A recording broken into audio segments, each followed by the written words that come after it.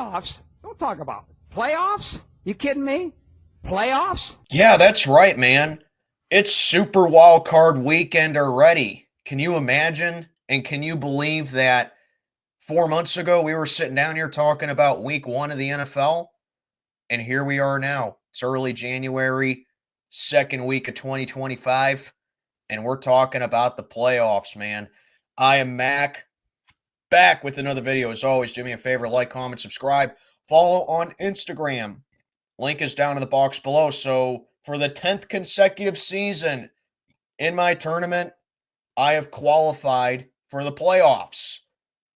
As I had a strong week in week 18, going 11-5.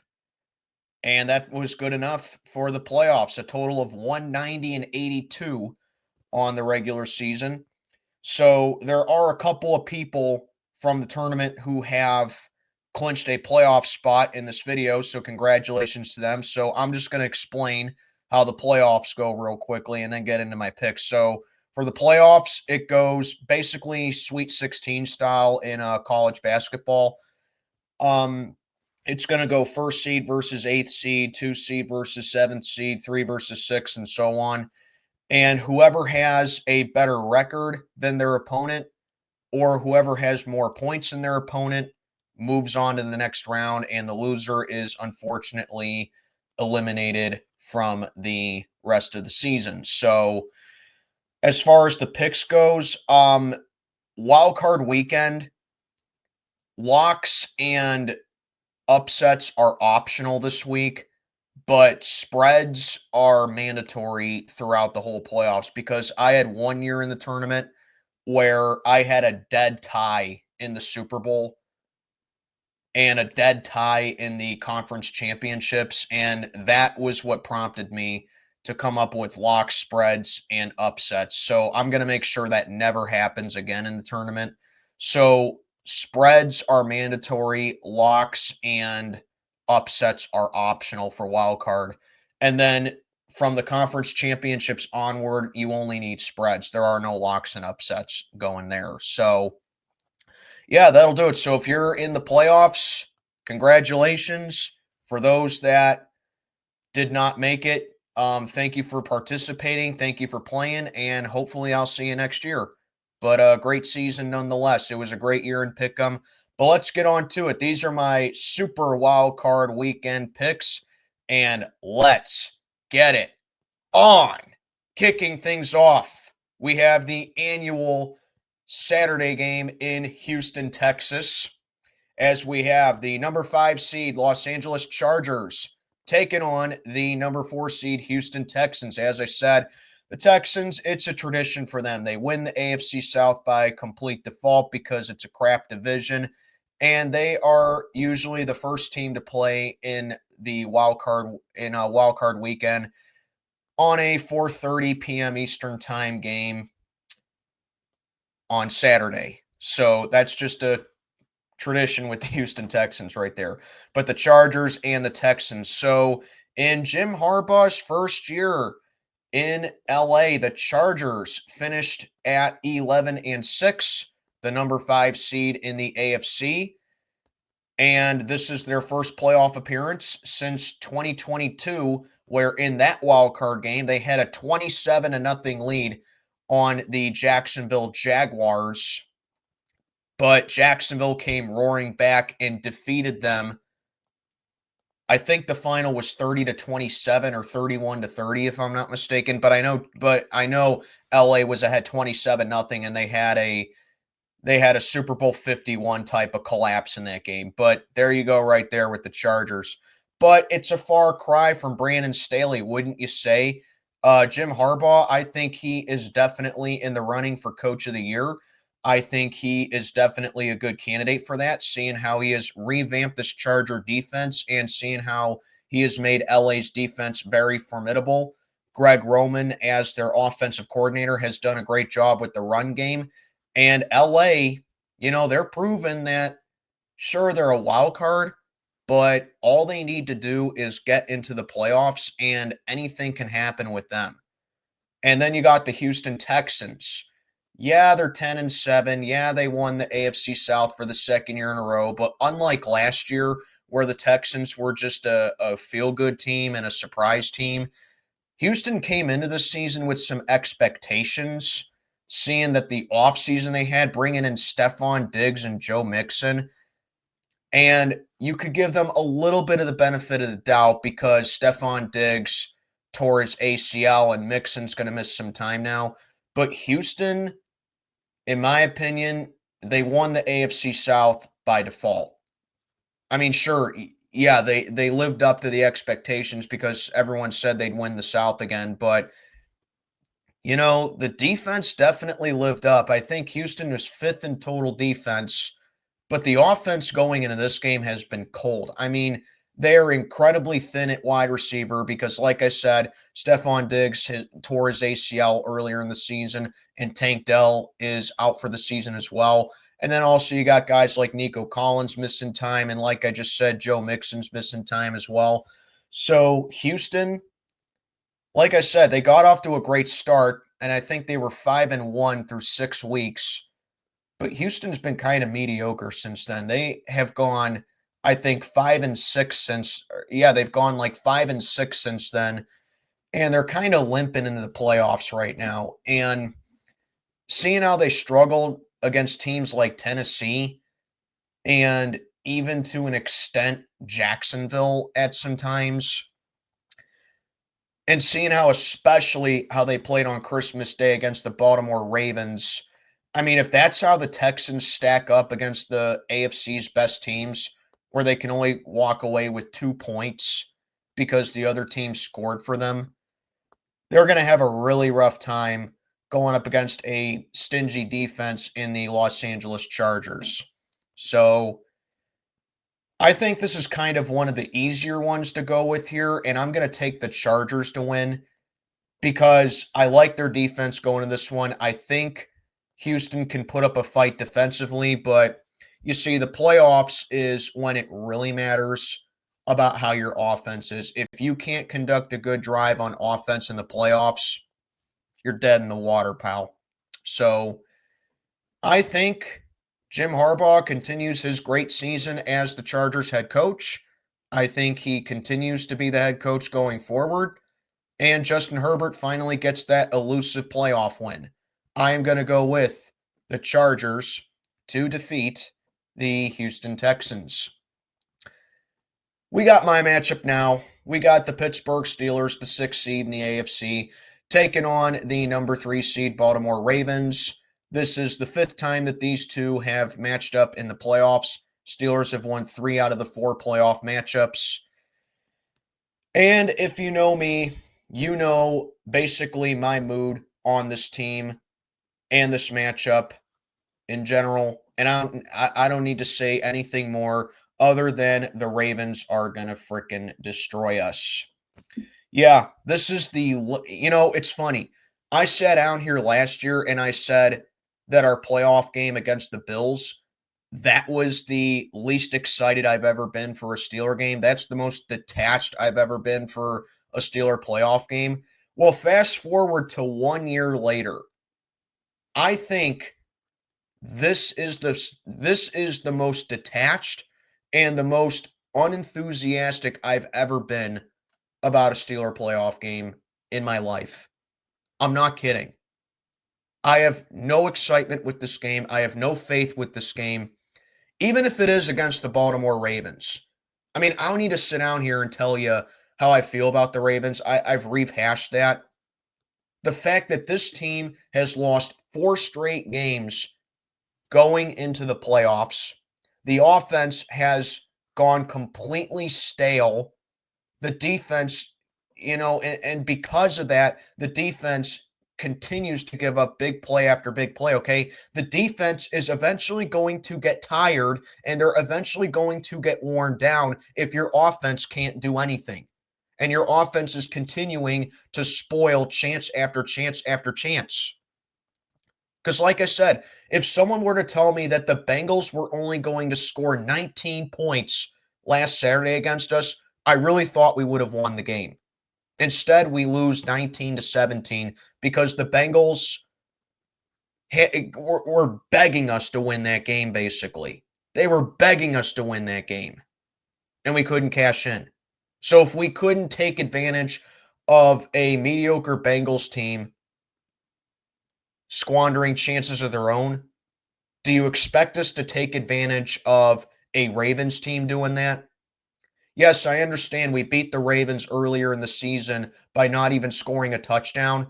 But if you recall in that post-game video, I said, yes, I'm happy we got the win, but it was an incredibly lucky win. You are not going to win in the playoffs. I guess unless it's against the Kansas City Chiefs with Alex Smith as their quarterback, just by kicking field goals. The Ravens are red hot. I mean, they are the polar opposite of us going into this game. We lost 3 games in 10 days. The Ravens won 3 games in 10 days, and they did it by dominating their opponent. And then they had 10 days of rest, and they completely demolished the Cleveland Browns, which isn't an accomplishment, okay? Because the Browns were actively tanking in that game, and they've been tanking the entire season, basically. But guess what?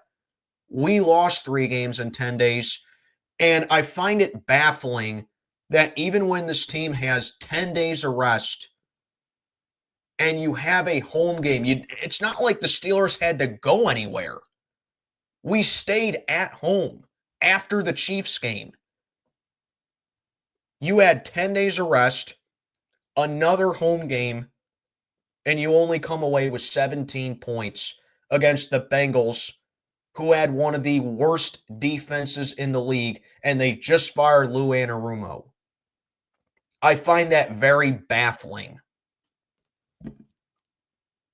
And that's just what I'm saying here. Good luck against the Baltimore Ravens, who are first in total offense coming in this game, and they've been averaging 30.5 points a game during this winning streak, while this defense has given up over 27 points a game during this losing streak. Only Mike Tomlin could be the polar opposite of what a playoff team is supposed to be going into their playoff game. Only Mike Tomlin could do that. It's pitiful. It's pathetic. No, we're not winning this game.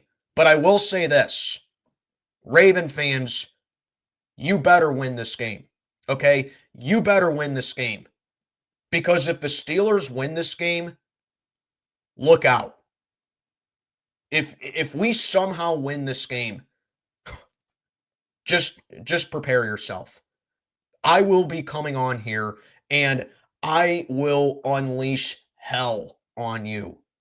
You better win this game. If not, just be ready for a video from me. That's all I'm going to say. But yeah, Baltimore's going to win. Baltimore should win this game handily. Anyway, let's move on because I don't want to talk about this game anymore. It's going to make me too mad. Moving on. Next up, we got the first Sunday game. It's a 1 o'clock game. As we got the number 7 seed Denver Broncos taking on the number 2 seed Buffalo Bills. You know, honestly, this matchup could be more interesting than what people think. I know a lot of people are saying that the Bills will stomp Denver here and the Broncos only got in because the Chiefs are resting their starters. But hey, you know, they won 38-0 regardless. That's, they pitched a shutout on them. Still, here's what I have to say about this one, okay? The Bills, they are well rested coming into this game because they kind of platooned their starters against the Patriots last week, and Buffalo lost that game. But like I said, Buffalo, that was a game they could afford to lose, all right?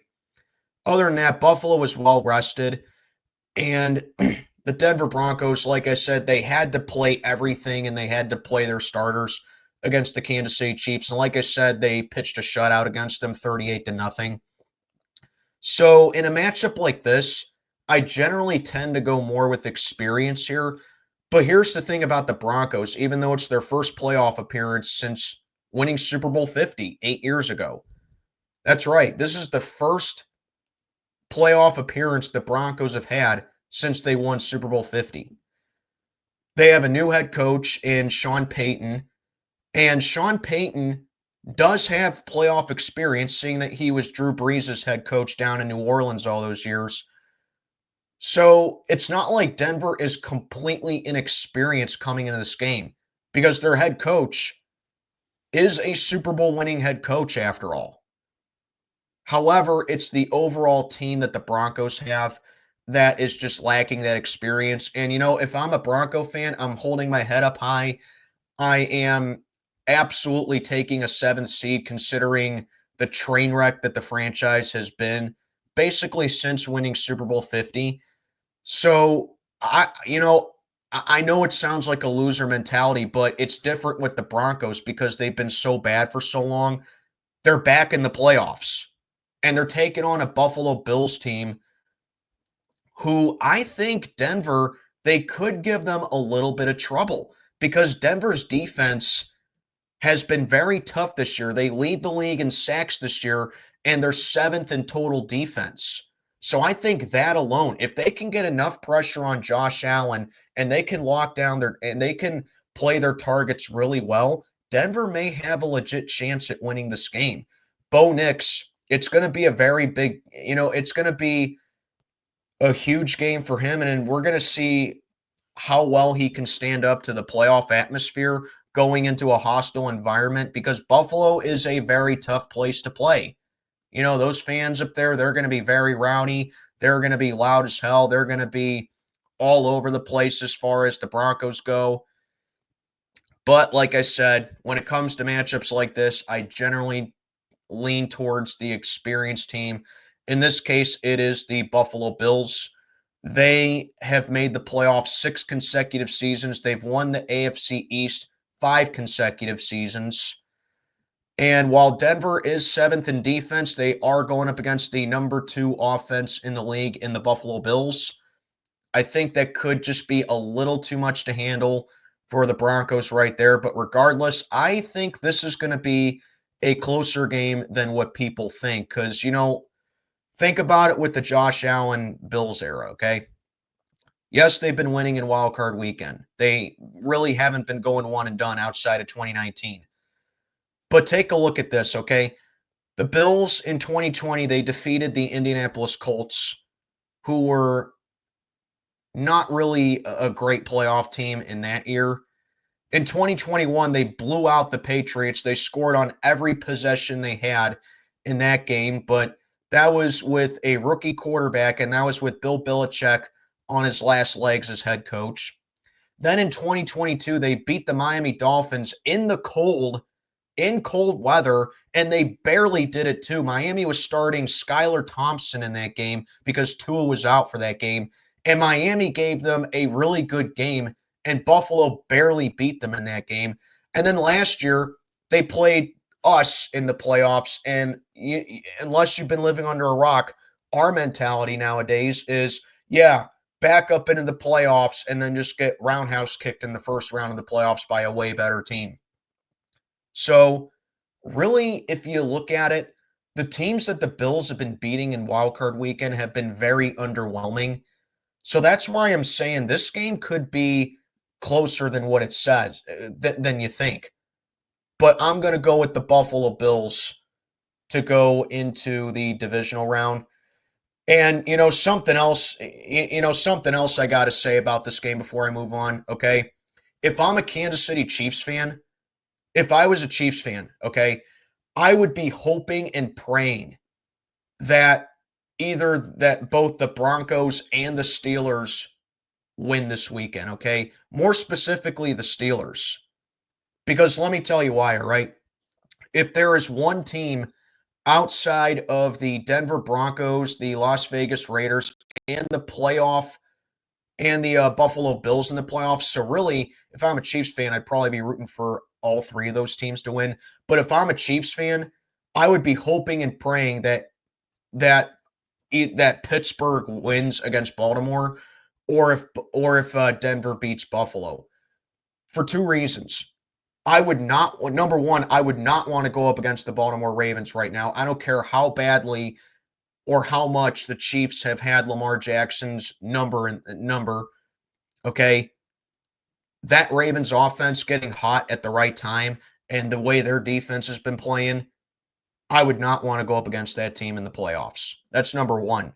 And number two, like I said, the Chiefs have owned the Broncos, they have owned the Raiders, and they have especially owned the Bills in the playoffs, but they've also owned the Steelers as well.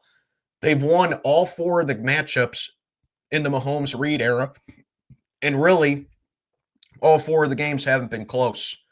I know 42-37 doesn't sound, it doesn't sound like a blowout, but Kansas City was ahead 21-0 at one point, and then we had the stat pad to make it closer than what it was. Okay, so if I'm a Chiefs fan, I am rooting for the Steelers or the Broncos to win because it basically just guarantees another AFC Championship game appearance. So there you go right there. Just my takes on it, but let's move on. Next, on Sunday afternoon, we got the Green Bay Packers at the Philadelphia Eagles. Green Bay is the 7th seed. Philly is the 2nd seed. So you may want to just call this one the Injury Bowl because both sides are kind of roughed up coming into this one. For Green Bay, Christian Watson tore his ACL. Jair Alexander is on IR, and now Jordan Love is even questionable for this game. So Green Bay, you got to the playoffs. You had a great offense all season as well, but they're banged up coming into this game. And if you remember when these two met in Brazil in week 1, Jordan Love, he got hurt in that game as well.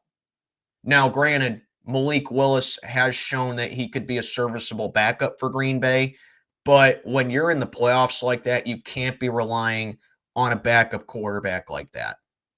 Okay?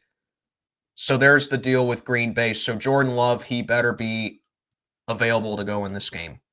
But other than that, you got Christian Watson, who has a torn ACL, and you got Jair Alexander, who's on IR. Philly and Quay Walker is questionable as well. As for Philly, Devonta Smith and A.J. Brown, they are questionable for this game.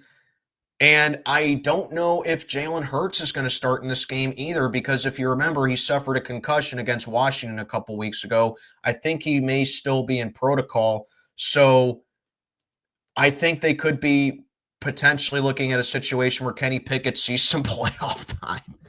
Man, who thought you'd be saying that? Kenny Pickett playing in the playoffs, but it's a couple weeks later. I think Jalen Hurts could be playing in this game, but he is listed as questionable, but we'll see.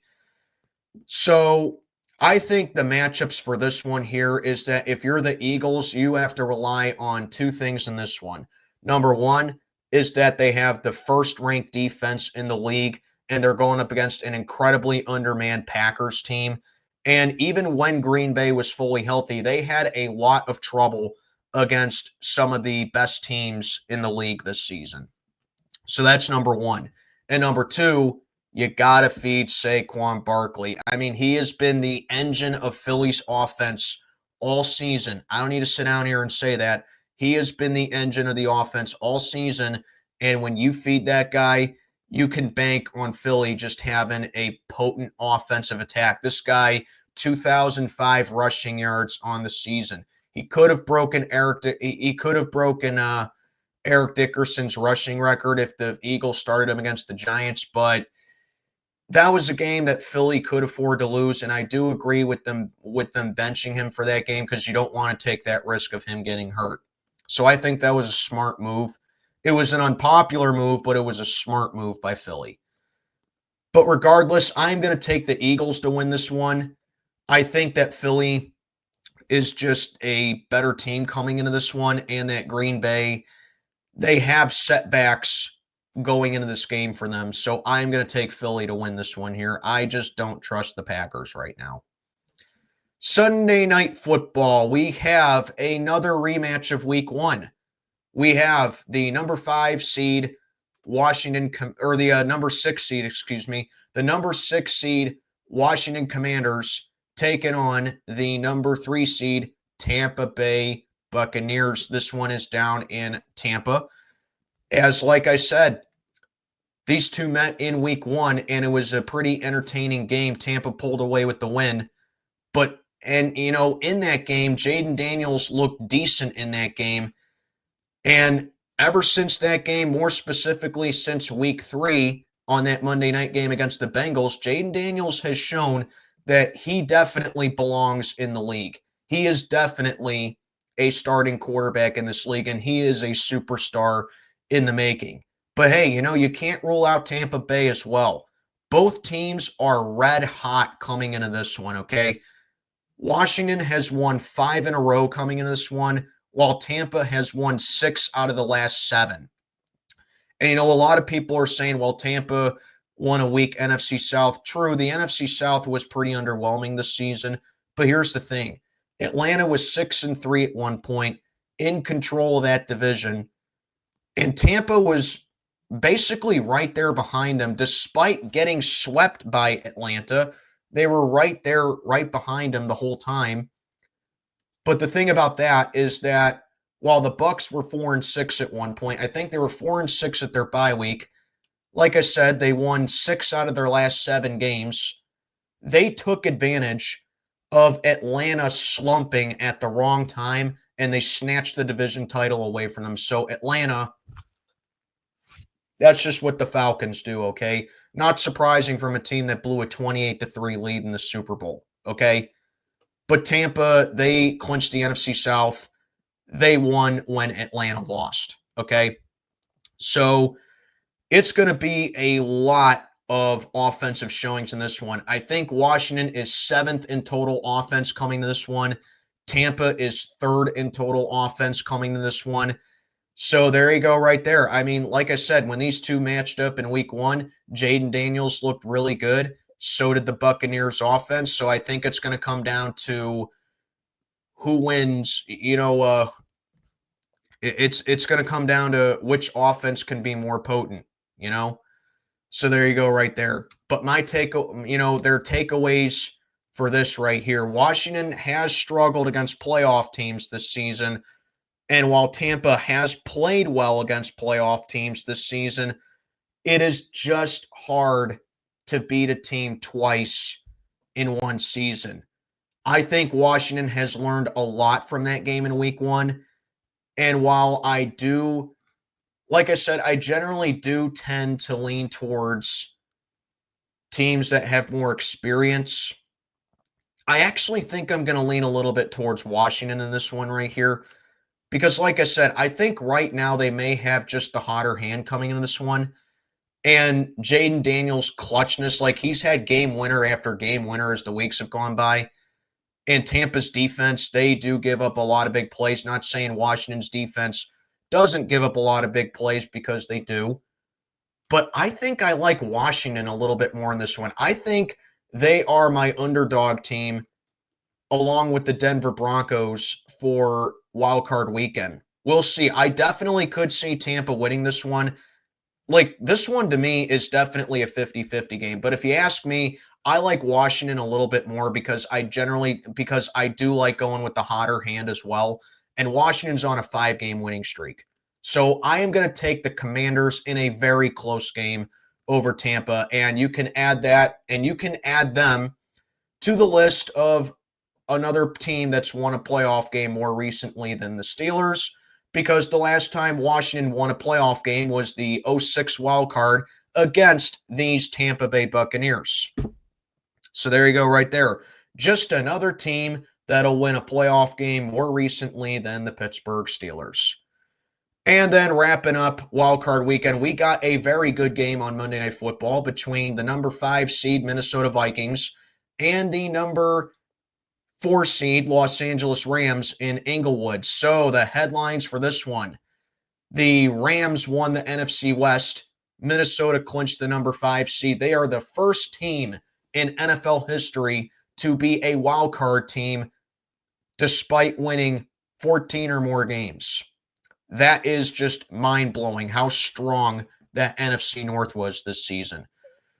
So I will say this: Minnesota, they did lose to Detroit 31-9 last Sunday night. But if you remember, the three losses for Minnesota, they got swept by Detroit. But if you remember earlier in the season, their first loss was to Detroit. And then the very next week, they lost to the Rams. Look what's happening now.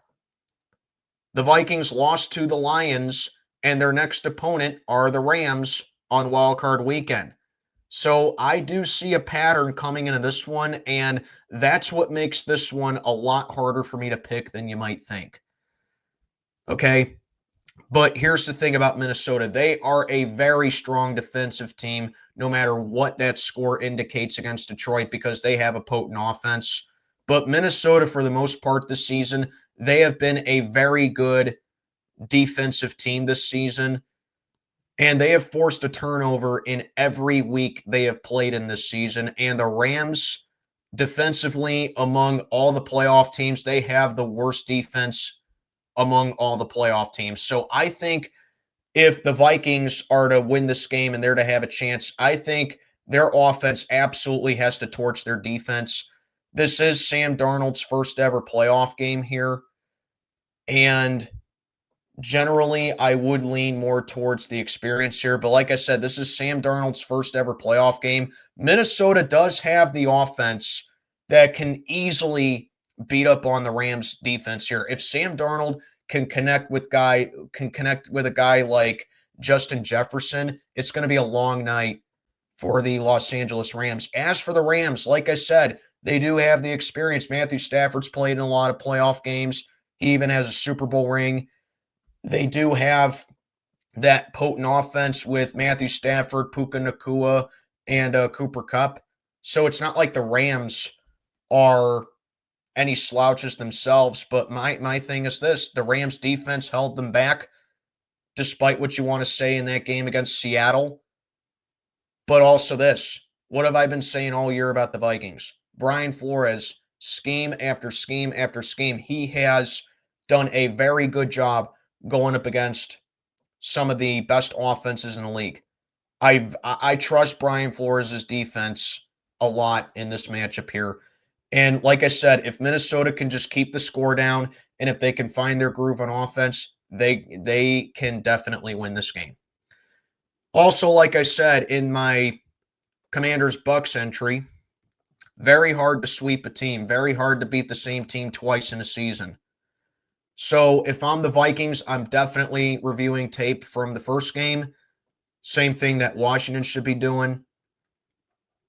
And I definitely think this is one of the harder games to pick because, like I said, you have a case for either team. But me, I think I'm going to go with the Vikings on this one. I like Minnesota just a little bit more because, like I said, I trust them defensively. It's going to come down to which defense I trust more in this game, despite that both offenses can definitely light up the scoreboard here. And if you ask me, it's just Minnesota right now. So I'm going to take the Vikings to get this one over the Rams and move on to the divisional, where I believe if my predictions hold up, they would be playing the Philadelphia Eagles in the divisional. But I'm going to take the Minnesota Vikings to win a close one over the Rams. And that'll do it. Those are my wild card weekend picks. Let me know what you think down in the comments below. And tournament entry and tournament guys, good luck in the playoffs. Mac, checking on out for the day. Have a good one, everybody.